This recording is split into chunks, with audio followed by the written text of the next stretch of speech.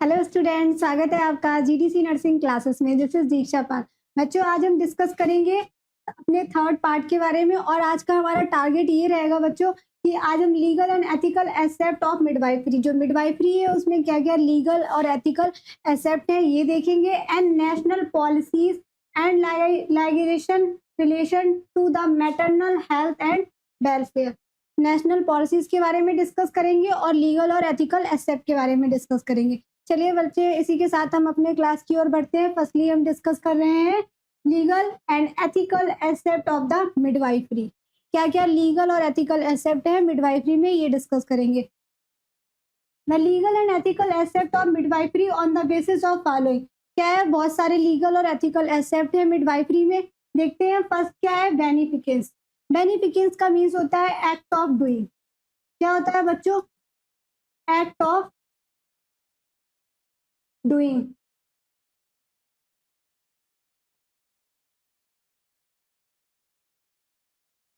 जो भी करो बच्चों, पेशेंट को कोई भी केयर दे रहे हो या फिर मदर को कोई भी केयर दे रहे हो तो वो अच्छी, it means good care provide करनी है। ये क्या है, एक लीगल और एथिकल एस्पेक्ट है मिडवाइफरी का। बेनिफिकेंस देखते हैं। It include providing on doing these things that can bring benefit for the patient, management on disease, injury, suffering और डेथ। क्या है इसका मीन्स, ये है बेनिफिकेंस का एक्ट ऑफ डूइंग कि आप जो भी कर रहे हो, पेशेंट को कोई भी केयर प्रोवाइड कर रहे हो या फिर एक्सीडेंटल केस का पेशेंट है या फिर उसको कोई इंजरी हो रखा है या फिर वो डिजीज या फिर कोई डिजीज से सफर कर रहा है, तो उसको आपको ऐसी केयर प्रोवाइड करनी है कि उसको क्या है, उस चीज का बेनिफिट मिले। क्या है, ये एक हमारा लीगल और एथिकल एस्पेक्ट है मिडवाइफरी का। गॉट इट बच्चों? इसका मीन्स लिख लीजिएगा बच्चों, बहुत सारे बच्चे कंफ्यूज रहते हैं बेनिफिकेंस का मीन्स होता क्या है, तो आप लिख लीजिएगा act of doing. It means good. जो भी करो पेशेंट के लिए, जो भी केयर प्रोवाइड करो या फिर कोई भी मेडिकेशन, तो ऐसे दो पेशेंट को कि उसको उससे क्या मिले, बेनिफिट मिले। गॉट इट बच्चों? अब देखेंगे ऑटोनॉमी। ऑटोनॉमी का मीन्स होता है कि repeat the rights of individual. Autonomy का मीन्स यहाँ पे ये है कि जो पेशेंट है उसका खुद का भी कुछ डिसीजन रहता है कि वो चीज़ों को रिफ्यू, मान लीजिए फॉर एग्जांपल पेशेंट है, वो बहुत इरिटेबल है। बच्चों, मैंने एक पेशेंट देखा था हॉस्पिटल में, वो मतलब रात में एडमिट हुआ था। उसका जो ब्लड शुगर लेवल था वो बच्चों पता कितना था, 16 mg/dl। हाइपोग्लाइसीमिया में पेशेंट आया था। वो ठीक हो गया, उसको मॉर्निंग में रिलीफ मिल गया। मैं गई उसका वाइटल लेने, मैंने कहा कि आपका वाइटल करना है, तो कह रहा है मेरे को नहीं कराना वाइटल, जाओ आप यहाँ से, मेरे को वाइटल ही नहीं कराना। मैंने कहा क्यों नहीं कराना आपको? तो कह रहे हैं मुझे नहीं कराना, मुझे जाना है। मैंने कहा कहाँ जाना है? तो कह रहा है मुझे घर जाना है। मैंने कहा क्यों जाना है? तो कह रहा है कि मुझे छुट्टी चाहिए। तो मैंने डॉक्टर को बोला जाके कि सर ऐसा ऐसा पेशेंट है और वो वाइटल नहीं करा रहा है। तो बोल रहे हैं क्यों नहीं करा रहा है? मैंने कहा सर वो कह रहे हैं हमको छुट्टी चाहिए। सर फिर जो सर थे, सर ने उसके फैमिली मेंबर्स को बुलाया, जो भी अटेंडेंट्स थे उनको बुलाया। तो वो भी बोल रहे हैं कि मेरे को डिस्चार्ज चाहिए, मेरे को पेशेंट यहाँ रखना ही नहीं है।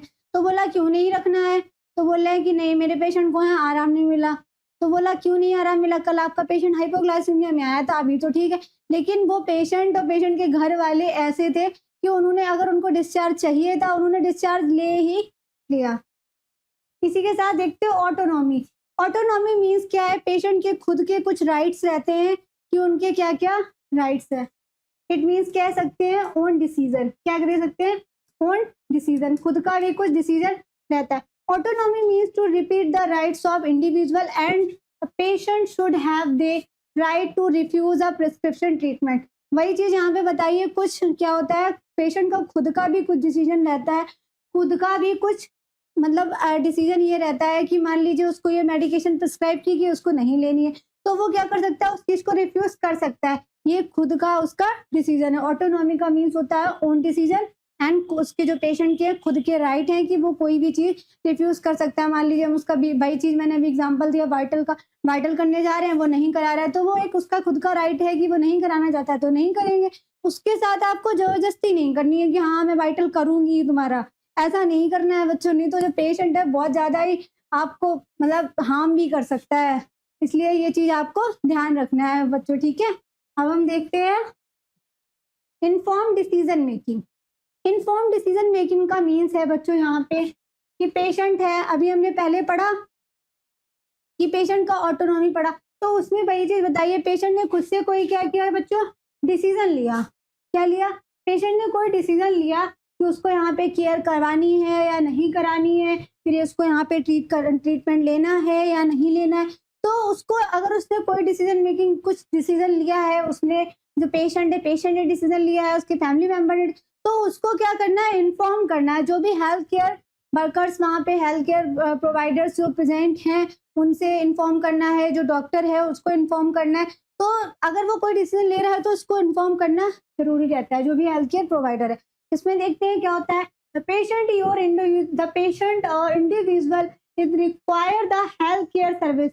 क्या है, जो पेशेंट है उसको रिक्वायर है हेल्थ केयर सर्विसेज की, have a right to make their own decision about the opinion for treatment और other related issues.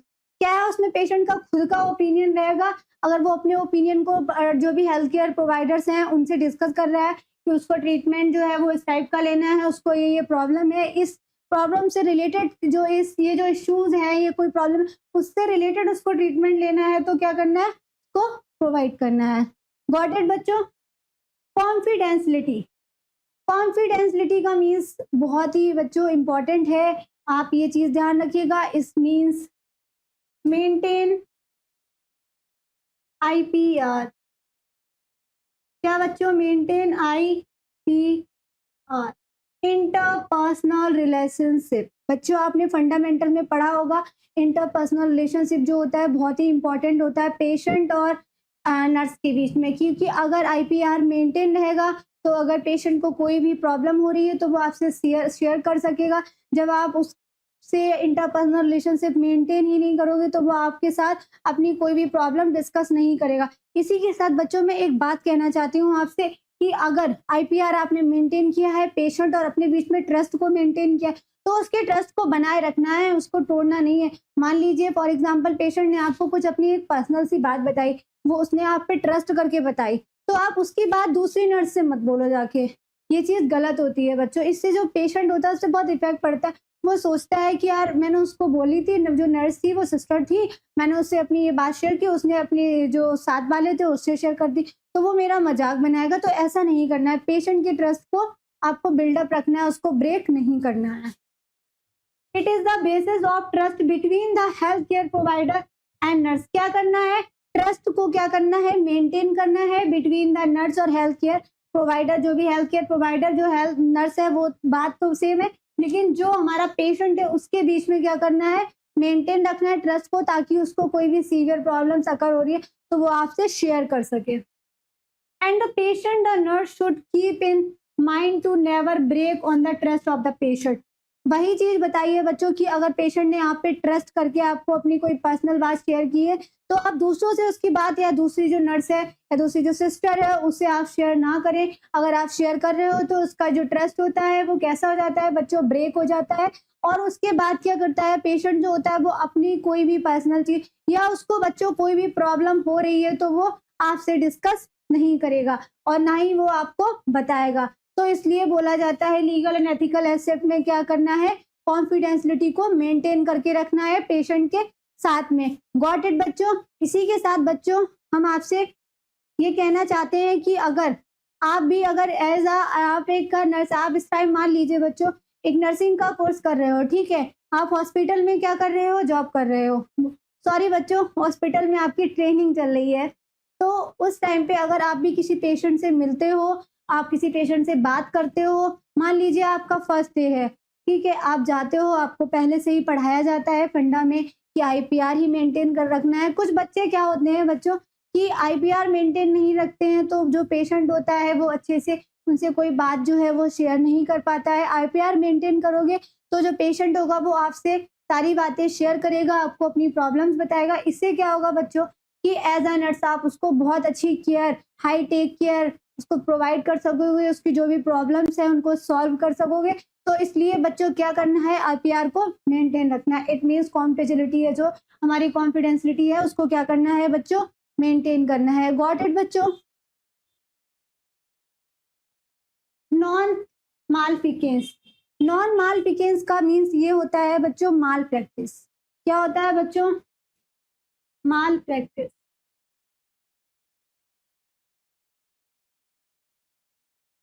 It means for example, मान लीजिए एग्जाम्पल लेते हैं, बहुत छोटा सा बहुत प्यारा सा एग्जाम्पल, आपको भी पता होगा बच्चों फिर भी मैं बोलूंगी। आईएम इंजेक्शन लगाने जा रहे हैं, कोई नर्स है वो आईएम इंजेक्शन लगाने जा रही है, माल प्रैक्टिस की वजह से क्या हुआ, उसके टिश्यू वहां के इंजर्ड हो गए, तो पेशेंट को क्या हुआ, प्रॉब्लम अकर हुआ। तो क्या करना है, अगर आप माल प्रैक्टिस्ड हो, आपको आईएम इंजेक्शन नहीं लगाना आता है, तो आप पूछो, लेकिन ऐसे ही मत लगाओ। इससे क्या होगा बच्चों, पेशेंट को प्रॉब्लम होगी, उसकी बॉडी पे प्रॉब्लम अगर होगी, उसको पेन भी हो सकता है, इंजरी भी हो सकती है और ब्लीड भी हो सकता है। तो क्या करना है बच्चों, माल प्रैक्टिस जो है उसको क्या करना है, रिड्यूस करना है, आपको प्रैक्टिस करनी है ताकि आप पेशेंट को अच्छे से केयर प्रोवाइड करा सको। इट मीन्स नर्स और health personnel should prevent causing harm to the patient. वही चीज बताइए कि अगर आप माल प्रैक्टिस्ड हो तो आपको क्या करना है, अपने आप को प्रैक्टिस देना है ताकि आप अच्छे से चीजें कर सको। मैंने आपको बहुत अच्छा एग्जांपल दिया है बच्चों आईएम इंजेक्शन का। आप इससे याद रखो कि माल प्रैक्टिस का मीन क्या हो सकता है। जस्टिस, जस्टिस का मीन्स होता है भेदभाव। क्या करना है, भेदभाव नहीं करना है। आप एज अ नर्स भेदभाव नहीं कर सकते हो पेशेंट के बीच में, फिर चाहे वो किसी कल्चर का हो या फिर वो काला दिखता हो या फिर वो गोरा दिखता हो, कैसा भी हो बच्चों, कैसी भी, या इंडिया का हो या फिर फॉरेन का हो, कहीं का भी हो, आपको इक्वल केयर प्रोवाइड करनी है। गॉट इट बच्चों? देखते हैं justice. Include the treat of the patient family without any discrimination. Discrimination का मीन्स क्या है बच्चों, यहाँ पे वही चीज बताइए कि भेदभाव नहीं करना है पेशेंट के बीच में, चाहे वो कैसा भी कलर का हो, काला हो, पीला हो, कैसा भी हो, लेकिन आपको इक्वल केयर देनी है। फिर चाहे आप ये सोचो यार वो गोरा है हम उसको केयर अच्छी दें, ये काला है इसको नहीं छुएंगे, है ये गंदा है इसको नहीं छुएंगे, ये साफ है इसको ही केयर देंगे, ऐसा नहीं करना है बच्चों। एज अ नर्स आपको सारे पेशेंट को क्या करना है, इक्वल रखना है। कास्ट, कोई भी कास्ट का हो, एससी कास्ट हो, ओबीसी कास्ट, ओ सॉरी बच्चों, एससी कास्ट हो या फिर ओबीसी, मैं ओबीसी पढ़ते पढ़ते ओबीसी बन गई हूँ, आपको ओबीसी बोलने को थी बच्चों। ओबीसी हो गया, एसटी का, कोई भी कास्ट हो, आपको सबको इक्वल केयर प्रोवाइड करनी है। मान लीजिए आप एज अ नर्स हॉस्पिटल में वर्क कर रहे हो, आप जो है मान लीजिए आप एसटी में आ रहे हो या फिर एसटी में आ रहे हो या फिर ओबीसी या जनरल कोई सी कैटेगरी में आ रहे हो, तो आपको उसी कैटेगरी का पेशेंट मिल गया तो आप कहोगे यार ये मेरा कैटेगरी के पेशेंट है, हम इसको ही केयर देंगे, हम उसको नहीं देंगे, वो एसटी का है वो जनरल का, उसको हम नहीं छुएंगे, खाली इसी को ही केयर देंगे। ऐसा नहीं करना है बच्चों। कोई भी कास्ट का पेशेंट हो, आपको बस उसको अच्छे से इक्वल केयर प्रोवाइड करनी है। नेशनलिटी, नेशनलिटी का मीन्स है चाहे वो इंडियन हो या फिर फॉरेन हो, कैसा भी पेशेंट हो, आपको क्या करना है बच्चों, इक्वल केयर देनी है। रिलीजन, चाहे हिंदू हो, चाहे मुस्लिम हो, चाहे सिख हो, चाहे ईसाई हो, कोई भी रिलीजन का हो, उसको भी आपको इक्वल केयर प्रोवाइड करना है बच्चों। मैंने अपने ट्रेनिंग टाइम पे देखा है कुछ बच्चे जो होते हैं अपने रिलीजन, कास्ट, कलर से रिलेटेड केयर प्रोवाइड करते हैं, लेकिन मैं उन बच्चों को बोलना चाहती हूँ कि आप ये सारी चीजें ना करके आज सारे पेशेंट को क्या करो, इक्वल केयर प्रोवाइड करो, ताकि पेशेंट तो हॉस्पिटल में पेशेंट इसलिए ही आता है कि उसको केयर मिलेगी, लेकिन जब आप ही ऐसा करोगे तो कैसे चलेगा ना बच्चों। तो इसलिए बोल रही हूँ कि आपको सबको इक्वल केयर प्रोवाइड करनी है। All the patient should get equal care without any discrimination. वही चीज बच्चों बताइए कि आपको सबको इक्वल केयर प्रोवाइड करनी है, कोई भी भेदभाव नहीं करना है पेशेंट के बीच में, फिर चाहे कास्ट हो, चाहे कलर हो, चाहे रिलीजन हो, चाहे नेशनलिटी हो, चाहे एज डिफरेंस हो, कुछ भी, एवरीथिंग आपको इक्वल केयर प्रोवाइड करनी है। गॉट इट बच्चों? प्रोफेशनलिज्म, प्रोफेशनलिज्म का यहाँ पे मीन्स है बच्चों, it is the feeling of documentation a patient condition, response, progress and accurately. It means यहाँ पे बताया गया है कि क्या करना है, एज अ नर्स आपको पूरा अच्छे से मेंटेन करना है, रिकॉर्ड करना है, रिपोर्ट करना है, डॉक्यूमेंट करना है, पेशेंट जब आया था तो उसकी कंडीशन कैसी थी, अब वो इस टाइम पे है तो उसका कैसा कंडीशन है, अगर जो कंडीशन थी उसमें प्रोग्रेस हुई, मतलब पेशेंट है वो ठीक हो रहा है या नहीं हो रहा है, आपको ये क्या है सारा अच्छे से मेंटेन करके रखना है, क्योंकि डॉक्यूमेंटेशन इज मोस्ट इम्पॉर्टेंट। हमको पढ़ाया गया है बच्चों फंडामेंटल में कि जो डॉक्यूमेंटेशन होता है वो बहुत ही ज़्यादा इम्पॉर्टेंट होता है। अगर मान लीजिए एक एग्जांपल देती हूँ बच्चों, आपने सुना होगा कि एज अ मान लीजिए कि मैं हूँ, मेरी शिफ्ट चल रही है इवनिंग शिफ्ट और नाइट में स्टाफ आएगा, तो मुझे उस वार्ड का ओवर देना है, जो नाइट का स्टाफ आ रहा है उसको ओवर देना है कि देखो ये मेडिसिन है, ये लग गया है और आपको ये मेडिसिन लगाना है, अभी आपको वाइटल करना है, डॉक्टर आ रहे होंगे आपको राउंड करा। तो आप उसको ओरली मत बोलिए, क्या करिए आप उसको रिटन में ओवर दीजिए। रिटन में ओवर देने से ये रहता है कि अगर कोई भी कुछ प्रॉब्लम होती है, तो आप अगर आपके पास रिटन में होगा, बाय चांस आपको ध्यान नहीं रहा, तो इससे क्या होता है बच्चों, जो कोई भी मेडिसिन किसी को लगने की होगी, किसी को लग जाएगी। अगर ओवर दिया, मान लीजिए कि जो इवनिंग स्टाफ था वो बोल के गया है कि उस पेशेंट का जो है यूरिन आउटपुट जो है कलेक्ट करते रहना। अब वो ओरली बोल के गया, उसको नहीं याद रहा, लेकिन जब उसने रिटन क्या किया, उसको ओवर को रिटन मतलब लिख के दिया है, तो उसको अगर याद नहीं रहता तो वो क्या करेगा, उस रिटन वाले को ओवर को खोल के देखेगा, हाँ कि भैया ये इसका बोल के गए थे कि यूरिन जो है वो कलेक्ट करके रखना है क्योंकि इनका यूरिन एनालिसिस के लिए जाना है। तो इसलिए बोलते हैं बच्चों, documentation is most important. Performing or attempting to perform midwife techniques procedure in which midwives and trained or expert। क्या बोलना है, जो भी ये जो होता है डॉक्यूमेंटेशन, जो प्रोफेशनलिज्म होता है, ये जो होता है मेंटेन किया जाता है। आजकल आपको ज़्यादातर देखने को मिलेगा कंप्यूटराइज जो होता है वो ज़्यादा होता है, जो भी ओवर रहता है वो कंप्यूटराइज्ड रहता है। कोई भी डॉक्यूमेंटेशन कर रहे हैं, कोई भी मेडिकेशन है, उसको अगर क्या कर रहे हैं वहाँ पे नोट कर रहे हैं, तो जो रहता है ज़्यादातर डॉक्यूमेंटेशन ही जो होता है वो कंप्यूटराइज्ड रहता है। गॉट इट बच्चों। अब हम देखेंगे बच्चों नेशनल पॉलिसी के बारे में। National policy and ligation in the relation to the maternal. Maternal का मीन्स होता है बच्चों वुमेन। क्या है, जो प्रेग्नेंट वुमेन है, उसकी हेल्थ के बारे में और उसके वेलफेयर के बारे में देखेंगे। लाइगेशन का मीन्स होता है बच्चों कि जो रूल्स एंड रेगुलेशंस, क्या होता है बच्चों इसका मीन्स,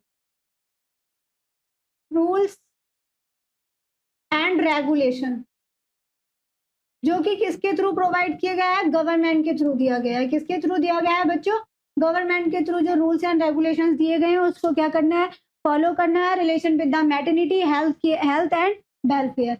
इंट्रोडक्शन, क्या इंट्रोडक्शन के बारे में देख, promote maternal health during pregnancy. क्या करना है, प्रमोट करना है मैटरनल हेल्थ को during the time of pregnancy, child birth, postpartum period, enhance through this policy. क्या करना है, इस पॉलिसी के थ्रू क्या करना है, जो मदर है उसकी हेल्थ को क्या करना है, इम्प्रूव करना है, उसको केयर प्रोवाइड करनी है। चाइल्ड बर्थ के टाइम पे, प्रेगनेंसी के टाइम पे, पोस्ट नेटल टाइम पे क्या करना है, केयर प्रोवाइड की जाती है। गॉट इट बच्चों। क्या बताया है पॉलिसी में, पॉलिसी में हमको बस इतना बताया है कि इस पॉलिसी के थ्रू जो भी केयर हम प्रोवाइड कर रहे हैं during the time of pregnancy, postpartum and child birth, उस टाइम पे उसको क्या करना है, बहुत ज्यादा इनहेंस करना है। इट मीन्स और अच्छे से क्या करना है, उसको केयर प्रोवाइड करनी है। It focus on improving access to equality care, reducing maternal mortality and promoting healthy pregnancies and birth. क्या करना है, focus to improve the access. क्या किया गया है इस पॉलिसी में, ये फोकस किया गया है कि जो भी केयर प्रोवाइड कर रही है उसको बहुत ही अच्छे लेवल पे, इट मींस उसको इनहेंस करके क्या करना है, केयर प्रोवाइड करनी है। कौन कौन सी care, reducing the maternal mortality. Mortality का मीन्स होता है बच्चों डेथ रेट। एक और मीन होता है मॉर्बिडिटी। मॉर्बिडिटी का मीन्स होता है डिजीज रेट। आप नोट कर लीजिएगा बच्चों कि मॉर्बिडिटी एंड मोर्टेलिटी का मीन क्या होता है। मैं दोबारा से आपको रिपीट कर रही हूँ। मोर्टेलिटी का मीन्स होता है डेथ रेट और मॉर्बिडिटी का मीन्स होता है disease rate. Disease rate it means क्या है, जो पेशेंट है वो सफर कर रहा है किसी भी डिजीज से। And promoting the healthy pregnancies and birth. क्या हुआ, जब उसको इनहेंस करके उसको बहुत अच्छी केयर प्रोवाइड की जा रही है मदर को, और उसकी जो मोर्टेलिटी रेट था उसको डिक्रीज किया जा रहा है, तो जो मदर होगी उसकी जो मदर जो प्रीटर्म डिलीवरी इनकी हो रही थी वो क्या होंगी, हेल्दी होंगी। हेल्दी होंगी तो बेबी जो होगा वो भी हेल्दी होगा। जब बेबी हेल्दी होगा तो उसमें कोई भी कॉम्प्लिकेशंस जो है वो अराइज नहीं होंगे। गॉट इट बच्चों। अब हम देखेंगे इम्पोर्टेंस, क्या इम्पोर्टेंस है इस पॉलिसी के। मैटरनल हेल्थ, मैटरनल हेल्थ जैसे हमने भी डिस्कस किया है कि मैटरनल हेल्थ को क्या किया गया है, इसमें बहुत ज़्यादा ही इम्प्रूव किया गया, इनहेंस करके जब केयर प्रोवाइड कराई है तो जो मैटरनल की हेल्थ है वो इम्प्रूव हुई है। इससे क्या हुआ, बेबी की हेल्थ भी है वो इम्प्रूव हुई है।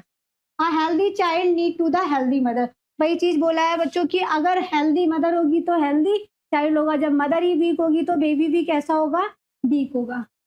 प्रेगनेंसी, प्रेगनेंसी में क्या है, प्रिवेंशन केयर, क्या किया गया प्रेगनेंसी में, क्या क्या प्रिवेंशन केयर जो है वो प्रोवाइड की गई, काउंसलिंग दी गई मदर को। अगर मदर जो है वो बहुत ज़्यादा, मान लीजिए जो मदर है वो प्राइमरी ग्रेविडा मदर है, तो उस टाइम को अगर वो, मान लीजिए वो जो मदर प्राइमरी मदर है वो अपनी हेल्थ कॉन्शियस, वो बहुत ज़्यादा हेल्थ कॉन्शियस है, तो उसको क्या करना है, आपको काउंसलिंग देना है कि आपकी जो प्रॉब्लम्स हो रही है during the time of pregnancy, वो आगे चल के जब बेबी आपका डिलीवर हो जाएगा तो ये सारी जो प्रॉब्लम है वो अपने आप रिड्यूस हो जाएंगी। ऐसा मदर को काउंसलिंग आप दे सकते हो अगर वो बहुत ज़्यादा ही हेल्थ कॉन्शियस मदर है। प्रिवेंशन केयर, प्रिवेंशन केयर का मीन्स यहाँ पे ये है बच्चों कि आपको मैंने पढ़ाया था पहले की क्लास में, फिजियोलॉजिकल चेंजेस जब पढ़ाए थे बच्चों मैंने आपको, तो बताया था कि जो प्रेग्नेंट मदर होती है उसमें यूटीआई होने के चांस बहुत ज़्यादा रहते हैं।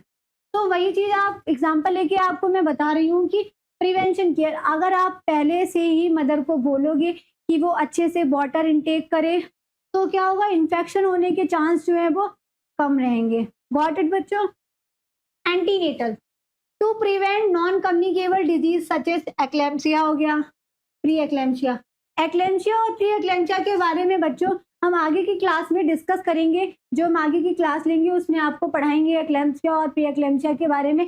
अगर आप ये एक्लेम्सिया और प्री एक्लेम्सिया का कंडीशन पढ़ना चाहते हो हमारे जीडीसी नर्सिंग क्लासेस में, तो आप इसके लिए पहले आप हमारे चैनल को सब्सक्राइब कीजिए, वीडियो को शेयर कीजिए अपने दोस्तों को, ताकि वो हमारे चैनल के बारे में जान सकें। और हमारे जीडीसी नर्सिंग क्लासेस में आपके लिए सारी क्लासेस अवेलेबल हैं। आप कोई भी कॉम्पिटिटिव एग्जाम की तैयारी कर रहे हो नर्सिंग से रिलेटेड, तो वो भी आपको क्लास अवेलेबल होंगी। इससे आपको बच्चों बहुत ही हेल्प मिलेगी, आप अपनी प्रिपरेशन में और ज़्यादा इम्प्रूवमेंट ला सकोगे और जो भी एग्जाम दोगे उसको क्लियर कर सकोगे।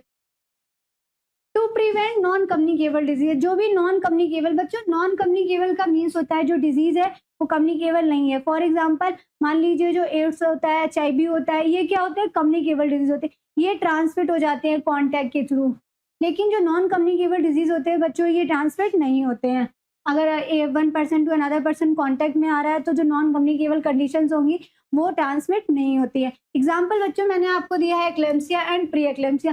थोड़ा सा बच्चों हम आपको बताना चाहेंगे एक्लेम्सिया और प्री एक्लेम्सिया के बारे में। जो एक्लेम्सिया का कंडीशन होता है बच्चों, ये आपको जो प्रेग्नेंट मदर होती है उसमें देखने को मिलता है। मेनली जो एक्लेम्सिया की कंडीशन होती है बच्चों, उसमें क्या होता है, आपको 3 सिम्टम्स जो होते हैं वो क्या करते हैं, शो होते हैं। फर्स्टली क्या होता है, बीपी जो होता है वो राइज हो जाता है, प्रोटीनूरिया हो जाता है और एडिमा हो जाता है। जो एक्लेम्सिया की कंडीशन होती है बच्चों, इसमें भी वही चीज़ है, लेकिन इसमें एक चीज़ जो होती है वो एक्स्ट्रा होती है। क्या रहता है, एक्लेम्सिया हो जाता है, एक्लेम्सिया हो गया, उसमें मैंने आपको बताया कि प्रोटीनूरिया प्रेजेंट था, एडिमा हुआ था, बीपी राइज हुआ था। इसमें भी बीपी राइज हो रहा है और प्रोटीनूरिया भी हो रहा है, एडिमा भी हो रहा है। साथ ही साथ बच्चों इसमें क्या होता है, एक हेल्पर नाम का सिंड्रोम होता है, वो भी प्रेजेंट होता है, लेकिन जो एक्लेम्सिया की कंडीशन होती है उसमें नहीं होता है। और प्री एक्लेम्सिया की कंडीशन में पेशेंट को कन्वर्जन्स आने रहते हैं। ये एक मेन डिफरेंस है एक्लेम्सिया और प्री एक्लेम्सिया का। चलिए अब हम देखते हैं मैटरनल डाइट। मैटरनल डाइट के बारे में बच्चों मैंने पहले भी आपको बताया है कि अगर मैटरनल डाइट जो है आप मेंटेन रखोगे तो मदर जो है वो हेल्दी रहेगी। प्रॉपर मदर को क्या करना है, protein, carbohydrate, calorie rich diet, vitamin rich diet, folic acid supplement अच्छे से इंटेक करना है, ताकि मदर और बेबी में कॉम्प्लिकेशंस जो है वो राइज ना हो। पोस्ट टर्म, बेबी डिलीवर हो गया, उसके बाद क्या क्या केयर दे सकते हैं। यूनिवर्सल हेल्थ कवरेज, क्या कर सकते हैं, health literacy and education. Literacy का मीन्स है हेल्थ एजुकेशन, मतलब क्या करना है, जो मदर है उसको, लिटरेसी का मीन्स है जो पढ़े हैं या नहीं, उसका मीन्स होता है कि आप एजुकेटेड हो या नहीं हो। लिटरेसी का मीन्स ये होता है। इसमें क्या रहता है, जो मदर होती है हमें उसको हेल्थ एजुकेशन देना रहता है कि जो बेबी है वो उसका डिलीवर हो गया है तो उसको क्या करना है, such as family planning and reproduction complication. आगे चल के उसको क्या करना है, मान लीजिए कुछ लोग होते हैं, मान लीजिए उनका बेबी जो है वो डिलीवर हो गया, लेकिन उनको बोलना है कि अब आपको फैमिली प्लानिंग मेथड का मेंटेन करके रखना है कि अगर आपका फर्स्ट बेबी हुआ है तो एटलीस्ट आपका डिफरेंस होना चाहिए 3 ईयर का। इससे क्या रहता है, जो मदर और बेबी जो हैं वो क्या रहेंगे, हेल्दी रहेंगे और मदर में कॉम्प्लिकेशंस जो है वो राइज नहीं होंगे। गॉट इट बच्चों?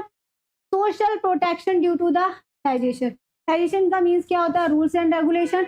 रूल क्या करना है, जो भी सोसाइटी के रूल्स एंड रेगुलेशंस होते हैं उससे बच्चे को और मदर को क्या करना है, प्रोटेक्ट करना है। अगर प्रोटेक्ट नहीं करते हैं तो मैंने अभी बच्चों आपको आज पहले की क्लास में बताया था, जब मैंने आपको ट्रेंड्स पढ़ाए थे मिडवाइफरी के, तो उस टाइम पे मैंने डिस्कस किया था आपके साथ में बच्चों कि अगर जो भी सोसाइटी की प्रॉब्लम से आप मदर और बेबी को प्रोटेक्ट नहीं करोगे, तो उस टाइम पे मदर को रिस्क रहता है बहुत सारी कंडीशंस अराइज का, प्लस इवन ये भी रिस्क रहता है कि जो मदर है को एड्स जैसी कंडीशंस जो हैं वो अकर हो सकती हैं।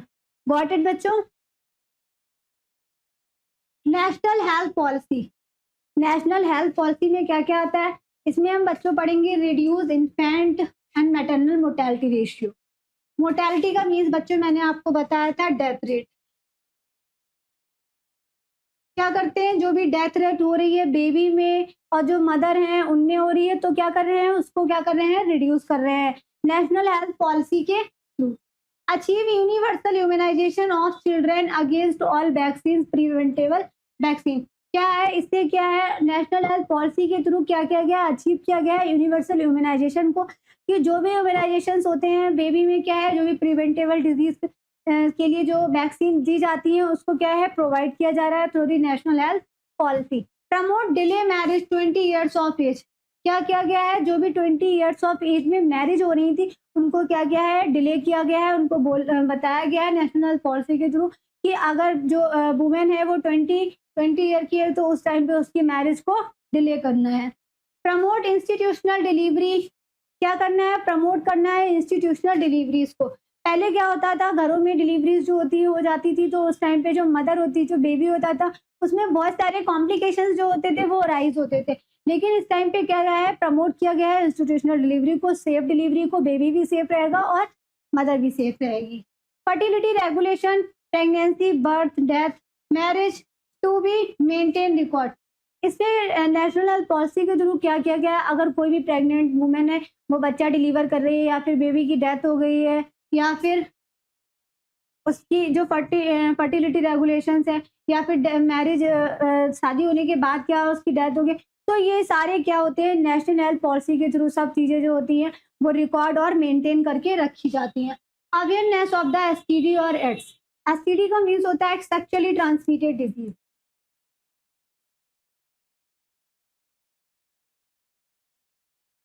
Sexually transmitted disease.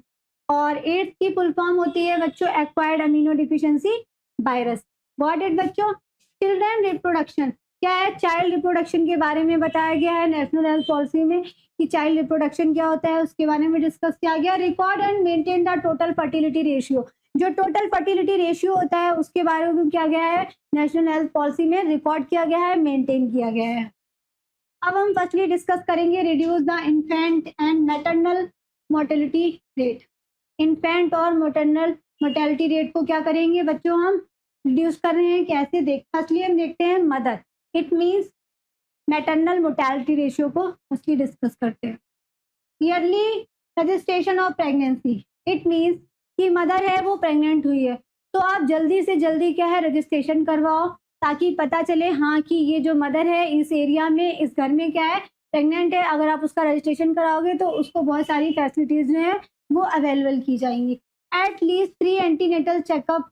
क्या करना है बच्चों, पहले की क्लास में मैंने आपको बताया था जब आपको एंटीनेटल केयर पढ़ाई थी, तो मेनली जो होता है बच्चों 4 एंटीनेटल चेकअप्स होते हैं। अगर आप नहीं करा पा रहे हो तो आप एटलीस्ट 3 एंटीनेटल चेकअप तो जरूर कराओ, ताकि अगर मदर में कोई भी कॉम्प्लिकेशन या बच्चे में कोई कॉम्प्लिकेशन अराइज हो रहा है तो आप उसको ट्रीट करवा सको।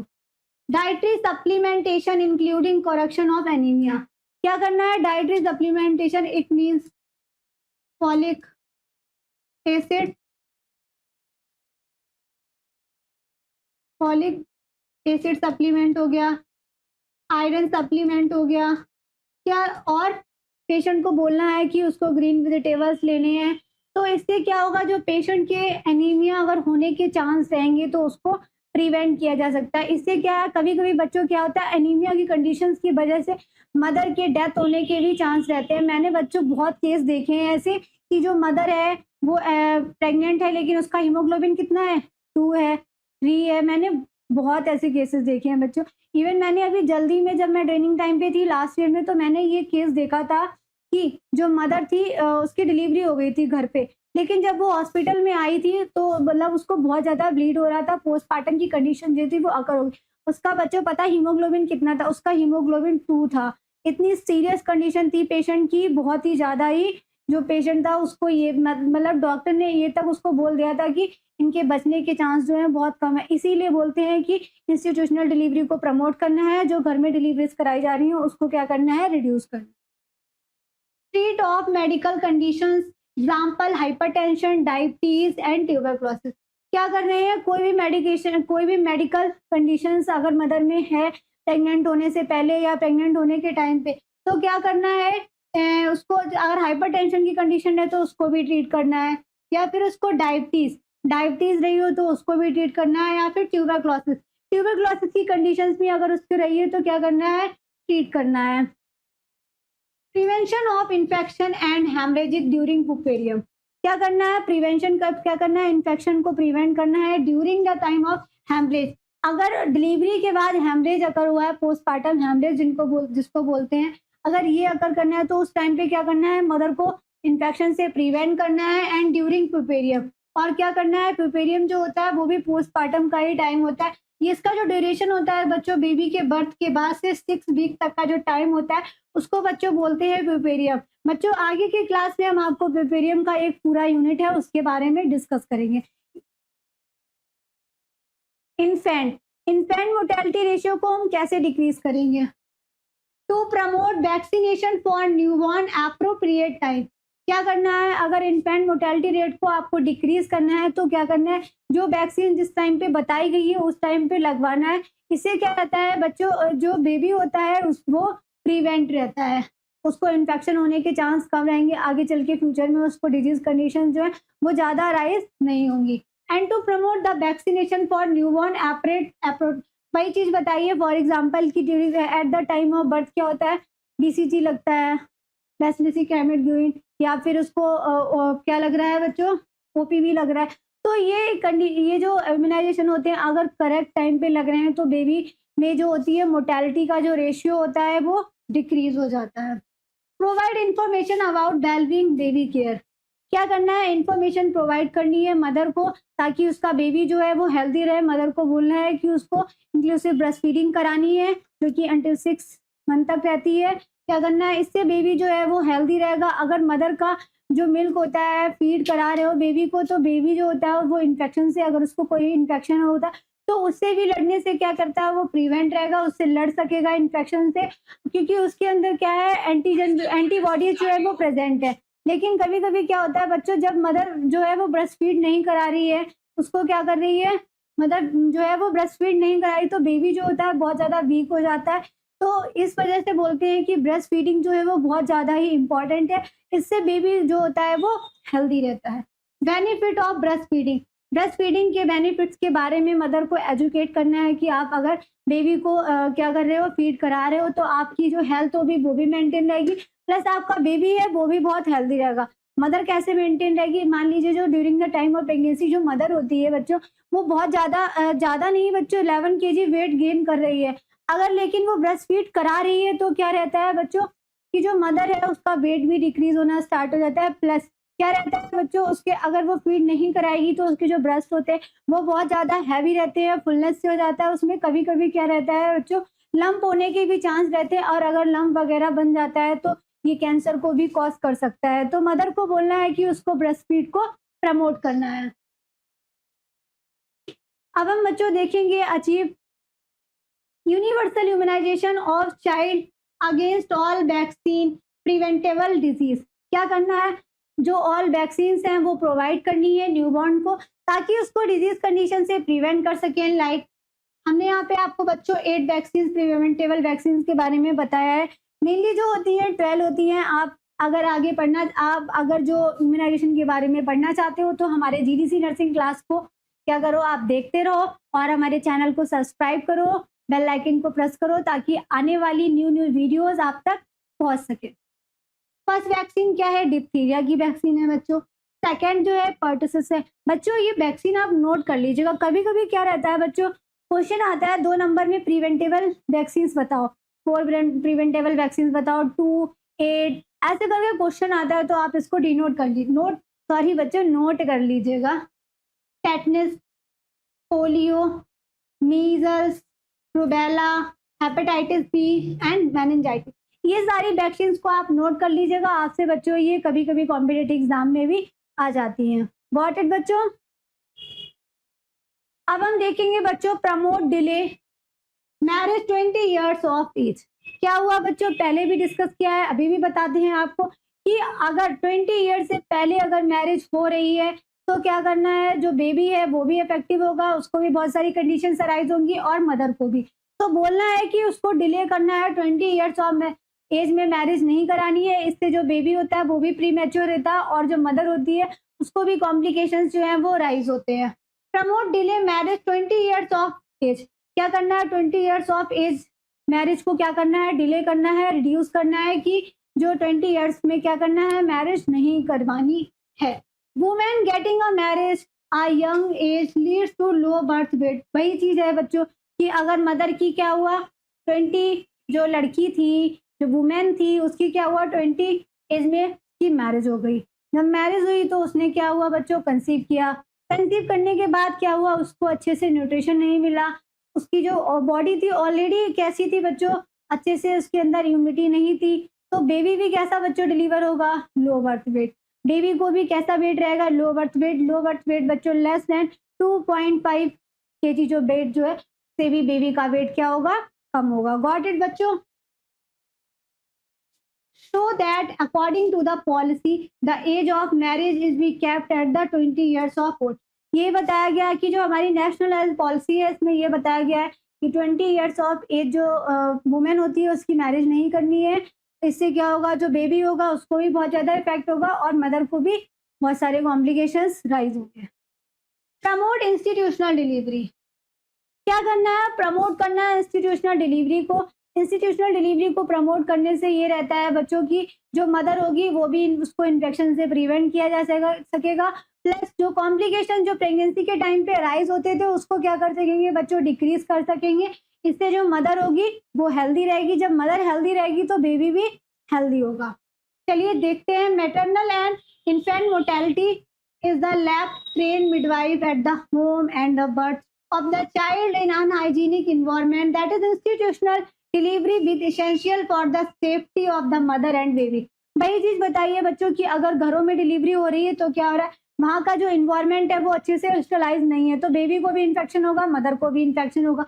प्लस बच्चों ये भी रहता है कि जो इन्फेंट है उसको मोर्टेलिटी मीन बच्चे के डेथ होने के भी चांस रहते हैं, क्योंकि वहाँ पे प्रॉपर हर चीज जो है जो टेक्निक है वो यूज नहीं की जा रही है, वहाँ पे ना ही स्टरलाइज, सब अनस्टरलाइजेशन है। तो इससे जो बेबी होगा बहुत ज्यादा इफेक्टिव होगा। और जैसे कि बच्चों अगर इंस्टीट्यूशन में डिलीवरी करा रहे हैं तो मैंने आपको बताया था जो एसेंशियल न्यूबॉर्न केयर होती है उसमें क्या होता है, बहुत सारी चीजें जो है जैसे ईयर पे मेंटेन करना रहता है, एनवायरमेंट, टेम्परेचर सब मेंटेन करके चलना रहता है। लेकिन ऐसा जो होता है अगर घर में डिलीवरी हो रही है तो वहाँ पे ये चीजें मेंटेन नहीं हो पाती हैं, तो जो इन्फेंट होता है उसके डेथ होने के चांस ज्यादा होते हैं। इट मीन्स जो इन्फेंट मोर्टेलिटी होती है वो इंक्रीज हो जाती है। Institutional delivery are a various medical tools and technology are used to mother and units is not compromised। वही चीज बताइए बच्चों की अगर इंस्टीट्यूशन में डिलीवरी कराई जा रही है तो अगर कोई भी कॉम्प्लिकेशन अराइज हो भी रहा है तो वहाँ पे सारी टेक्नोलॉजी जो है अवेलेबल है। इससे क्या होगा, जो मदर होगी उसको उस चीज से प्रिवेंट कर सकेंगे, उसको केयर प्रोवाइड कर सकेंगे, प्लस जो बेबी है उसको भी अच्छे से ट्रीटमेंट कर सकेंगे, उसको इन्फेक्शन से प्रिवेंट कर सकेंगे। तो क्या करना है बच्चों, प्रमोट करना है इंस्टीट्यूशनल डिलीवरी को। Fertility regulation, it mean to inform and counselling about the contraceptive. Fertility regulations का मीन्स क्या है, यहाँ पे बच्चों हेल्थ एजुकेशन प्रोवाइड करना है। जो प्रेग्नेंट वुमेन होती है, जो कपल्स होते हैं, जो कम्युनिटी एरिया होता है, क्या करना है उनको एजुकेशन प्रोवाइड करना है कॉन्ट्रासेप्टिव डिवाइस के बारे में, कॉन्ट्रासेप्टिव मेथड्स के बारे में, कि उनको कॉन्ट्रासेप्टिव डिवाइस जो मेथड्स हैं उनका यूज करना है ताकि फर्टिलिटी को रेगुलेट किया जा सके। To educate about the contraceptive method, उनको बताना है कॉन्ट्रासेप्टिव मेथड के बारे में, कौन कौन से कॉन्ट्रासेप्टिव मेथड्स होते हैं, लाइक फीमेल कॉन्डम हो गया, मेल कॉन्डम हो गया, देन एंड क्या हो सकते हैं, स्टरलाइजेशन प्रोसेस होती है, उसके बारे में बताना है। कॉन्ट्रासेप्टिव मेथड के बारे में क्या करना है बच्चों, फुली एजुकेशन प्रोवाइड करना है। बच्चों कॉन्ट्रासेप्टिव मेथड के बारे में आगे हम आपके साथ डिस्कस करेंगे क्लास में। आप अगर ये क्लास लेना चाहते हो कॉन्ट्रासेप्टिव मेथड की, तो आप हमारे चैनल को सब्सक्राइब कीजिए ताकि आपको आगे वाली वीडियो मिल सके। प्रमोट आवर चाइल्ड नॉर्म्स, क्या करना है, जो भी चाइल्ड के नॉर्म्स होते हैं क्या करना है, उसको प्रमोट करना है। Pregnancy, birth, death and marriage, क्या करना है अंडर द पॉलिसी, इस पॉलिसी के थ्रू अगर क्या हुआ है, नेशनल पॉलिसी में ईयरली रजिस्ट्रेशन हुआ है, इन्फेंट मोर्टेलिटी रेट को, वुमेन मोर्टेलिटी रेट को क्या क्या है डिक्रीज किया गया है। इससे क्या हुआ है बच्चों, 100% क्या हुआ है, जो pregnancy, birth, death and marriage को क्या है रिकॉर्ड किया गया है और डिक्रीज भी किया गया है। गॉट इट बच्चों। Aware to the STD and AIDS, STD की फुल फॉर्म होती है बच्चों सेक्सुअली ट्रांसमिटेड डिजीज, और एड्स की होती है acquired amino deficiency virus. Lack of knowledge regarding the HIV और एड्स इन द इन्फेंट, क्या करना है, अगर मदर को और उसके जो रिलेटिव्स है अगर उनको नॉलेज नहीं है एड्स के बारे में या फिर एचआईवी के बारे में, तो क्या बताना है, उनको नॉलेज देनी है कि अगर ये कंडीशन हो जाता है, ये बहुत ज़्यादा सीवियर कंडीशन होता है, कम्युनिकेबल कंडीशन होती है, अगर मदर को हो जाएगा तो बेबी को भी ये अफेक्ट करता है। ये सारा क्या है, हेल्थ एजुकेशन पेशेंट को और उसके जो अटेंडेंट्स होते हैं उनको बताना रहता है। Awareness according to the policy STD, HIV, AIDS infection to the community and during pregnancy, क्या कराना है, during the time of pregnancy aware कराना है, जो कम्युनिटी एरियाज की मदर है या अर्बन एरिया या रूरल एरियाज की जो मदर है उनको बताना है, अवेयर कराना है, क्योंकि इस पॉलिसी के थ्रू क्या क्या अवेयर कराया गया, प्लस इस पॉलिसी के थ्रू प्रिवेंट किया गया है एचआईवी और एड्स को। गॉट इट बच्चों। Organise its control programme to reduce HIV AIDS, क्या गया है, control programme, AIDS control programme दिया गया है जो कि 1987 में दिया गया था बच्चों, और इसमें ये कंट्रोल किया गया था जो भी एड्स रिलेटेड कंडीशंस है उनको रिड्यूस किया गया था। Child reproduction, child reproduction and institutional delivery of children reproduction and decrease the house hold delivery, क्या किया गया है बच्चों, चाइल्ड रिप्रोडक्शन, इट मीन्स क्या क्या इंस्टीट्यूशनल डिलीवरी को जब प्रमोट किया गया है तो क्या जो हाउस होल्ड डिलीवरी थी उनको रिड्यूस किया गया। इससे क्या हुआ है बच्चों, जो बेबी थे वो हेल्दी रहेगा, प्लस बेबी को इन्फेक्शन से प्रिवेंट किया गया है और मदर को भी सारे कॉम्प्लिकेशन से क्या किया गया है रिड्यूस कराया जा सकता है।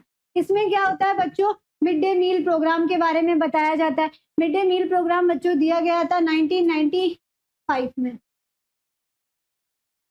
इसमें क्या गया था, मिड डे मील प्रोग्राम में बच्चों को एजुकेशन जो थी वो प्रोवाइड की गई थी, प्लस में इसके साथ में बच्चों को न्यूट्रिशन जो था वो प्रोवाइड किया गया था।